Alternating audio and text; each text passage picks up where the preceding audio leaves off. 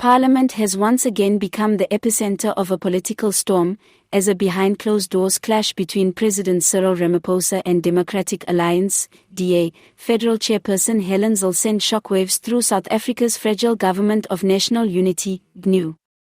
According to insider accounts, a fiery and emotionally charged exchange erupted in a high-level meeting last week, with both Ramaphosa and Zille walking out visibly agitated, leaving observers questioning the future of the newly formed coalition. The incident, which took place in a confidential chamber deep within the parliamentary precinct, reportedly began as a routine GNU policy alignment discussion. But what started off as a negotiation on cabinet mandates and cooperation protocols spiraled into a heated confrontation about power dynamics, transparency, and trust, or the lack thereof, between the ANC and DA. Sources with direct knowledge of the meeting said the tension had been brewing for weeks. Zille, known for her sharp political instincts and no-nonsense approach, is said to have accused Ramaphosa of deliberately sidelining the DA in key policy decisions, particularly in the appointments of ministers and deputy ministers. She allegedly slammed what she described as ANC's old tricks wearing new clothes, claiming that the ruling party was using the GNU merely as a shield to cling to power after suffering heavy electoral losses. Ramaphosa, for his part, reportedly did not take the accusation lightly. In an unusually stern tone, he defended the ANC's approach to the GNU, insisting that the DA had known the terms of engagement and that the presidency was not bound to consult on every detail. According to insiders, Ramaphosa countered with accusations of his own, suggesting that the DA was using its position in the GNU to disrupt governance and grandstand for political gain. The president was visibly frustrated, said a source who attended the meeting. He told Zille that this country needed maturity and stability, not political sabotage disguised as democratic participation.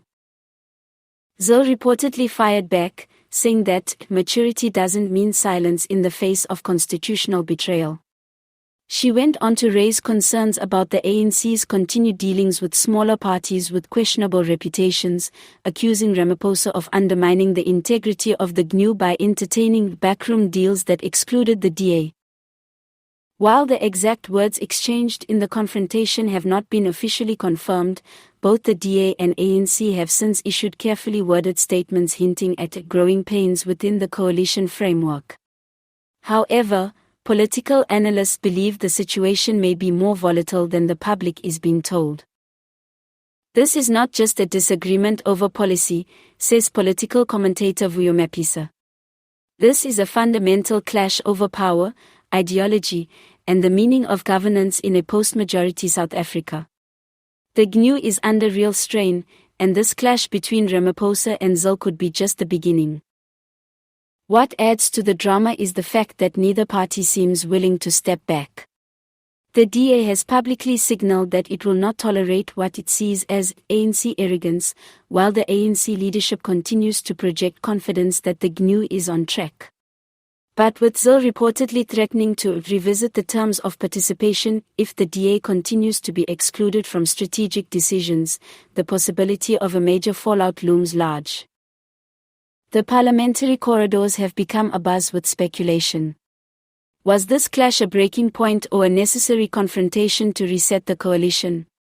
Is the GNU truly built on mutual respect, or merely held together by a fragile necessity in a divided political landscape? Whatever the case, one thing is clear: South Africa's experiment with a government of national unity is facing its first major test. And the battle lines are not just between parties, they are within them. As the dust settles, all eyes remain on what happens next. Will Ramaphosa and Zille find a way to reconcile for the sake of national stability? Or will personal mistrust and political ambitions tear the GNU apart before it truly begins to function? The stakes could not be higher. And the next chapter may determine not just the fate of the unity government, but the trajectory of South Africa's democracy itself.